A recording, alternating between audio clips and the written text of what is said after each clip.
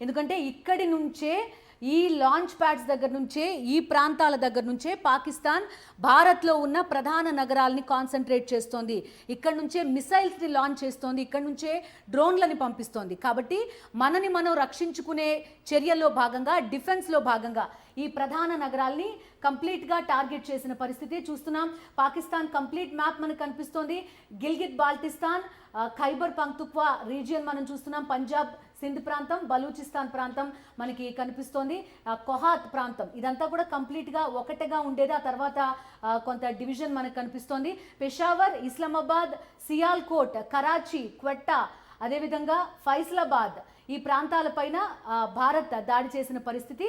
కీలక నగరాలు కూడా మనం వీటినే చెప్పుకుంటాం. కరాచీ మొత్తం పాకిస్తాన్కి ఒక జీవనాడిగా కరాచీ పోర్ట్ని చెప్తారు.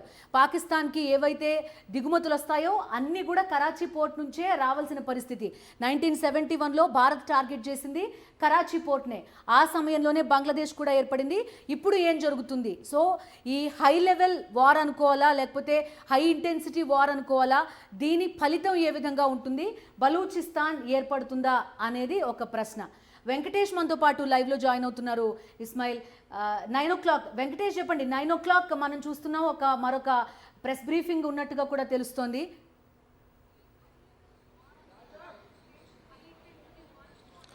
రాత్రి నిర్వహించినటువంటి సైనిక చర్య పైన ఈరోజు ఉదయం 10 గంటలకు మీడియా సమావేశాన్ని ఏర్పాటు చేశారు. కేంద్ర విదేశాంగ శాఖ కార్యదర్శి, అలాగే ఆర్మీ, ఎయిర్ ఫోర్స్ సంబంధించినటువంటి ప్రతినిధులు ఈ సమావేశాన్ని, మీడియా సమావేశం నిర్వహించబోతున్నారు. ఇందులో 3.0 నిన్న రాత్రి జరిగినటువంటి ఆపరేషన్ సింధూర్ 3.0కు సంబంధించినటువంటి అన్ని వివరాలను కూడా వెల్లడించబోతున్నారు.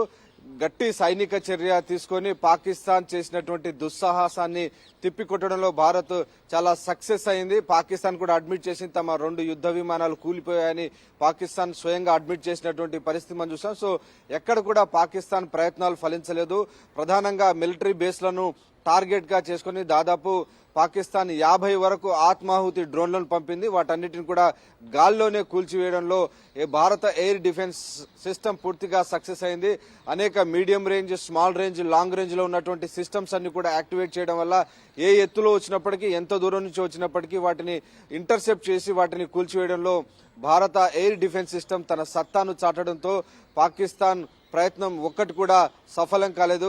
రాత్రి జరిగినటువంటి ప్రయత్నాలన్నీ కూడా పూర్తిగా విఫల ప్రయత్నాలుగా మిగిలిపోయినటువంటి పరిస్థితి. దాని ద్వారా భారత్ తన సత్తాను మరోసారి పాకిస్తాన్ కు రుచి చూపింది. ఏకంగా ప్రధానమంత్రి షెహబాజ్ షరీఫ్ నివాసం ఉండేటువంటి, ఆ ఫ్యామిలీ నివాసం ఉండేటువంటి లాహోర్ కు అతి సమీపంలో కూడా డ్రోన్ ను పంపించి అక్కడ అటాక్ చేయడం ద్వారా భారత్ ఎక్కడి వరకైనా కానీ వెళ్లి అటాక్ చేయగలదు అనేటువంటి ఒక సందేశాన్ని కూడా క్లియర్ గా చెప్పింది. దాంతో ఒకసారిగా పాకిస్తాన్ పూర్తిగా భయపడిపోయినటువంటి సందర్భం మనకు కనబడుతుంది. నిన్న రాత్రి జరిగినటువంటి మీడియా సమావేశంలో కూడా డీజీ, ఐఎస్పీఆర్ తాము అగ్రెషన్ కోరుకోవడం లేదు అని చెప్తూనే మళ్లీ పెద్ద ఎత్తున వారు దాడులకు పాల్పడే దిశగా ముందుకు వెళ్తున్నటువంటి నేపథ్యంలో క్లియర్ గా ఎయిర్ డిఫెన్స్ సిస్టమ్ పూర్తిగా జమ్మూ నుంచి జైసల్మేర్ వరకు కంప్లీట్ గా 3300 కిలోమీటర్ల భారత సరిహద్దును పూర్తిగా యాక్టివేట్ చేసి ఇప్పటికే బలగాలన్నిటిని కూడా ముందుకు పెట్టారు. అలాగే వాటికి సంబంధించినటువంటి బ్యాకప్ గా సిఆర్పీఎఫ్ దళాలను కూడా పంపించినటువంటి పరిస్థితి. సో మొత్తానికి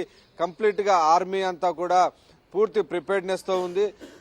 పాకిస్తాన్ మరోసారి ఏమైనా ఈవెన్చువాలిటీ కనుక చేస్తే డెఫినెట్ గా తిప్పి కొట్టబోతోంది. నిజానికి మనం చూసాం 8వ తేదీ నుంచి కూడా గత 7వ తేదీ, 8వ తేదీ అర్ధరాత్రి నుంచి కొనసాగుతున్నటువంటి ఈ దాడులకు భారత్ ప్రతి దాడులు మాత్రమే చేస్తుందనేటువంటి విషయాన్ని స్పష్టం చేస్తుంది. మొదలు పెట్టింది పాకిస్తాన్ కాబట్టి దానికి కేవలం తాము ప్రతి దాడి మాత్రమే చేస్తున్నటువంటి విషయాన్ని భారత్ అంతర్జాతీయ సమాజానికి చెప్తుంది. ఒకవైపు సైనిక చర్య కొనసాగిస్తూనే మరోవైపు కేంద్ర విదేశాంగ శాఖ మంత్రి జయశంకర్ ఎప్పటికప్పుడు అమెరికాతోనూ అలాగే ఇతర దేశాల నాయకులతో మాట్లాడుతున్నారు.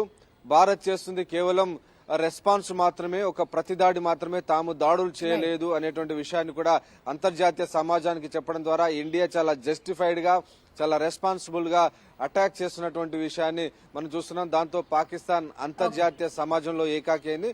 సో ఈ రోజు కూడా సిరీస్ ఆఫ్ మీటింగ్స్ ఉండబోతున్నాయి. ప్రధానమంత్రి నివాసంలో సమావేశాలు జరగబోతున్నాయి. కంప్లీట్ గా మరొకసారి ఇటు రాజ్నాథ్ సింగ్, ప్రధానమంత్రి నరేంద్ర మోడీ, త్రివిధ దళాధిపతులతో సమావేశం తాజా పరిస్థితిని కూడా సమీక్షించబోతున్నారు. ఓకే వెంకటేష్. సో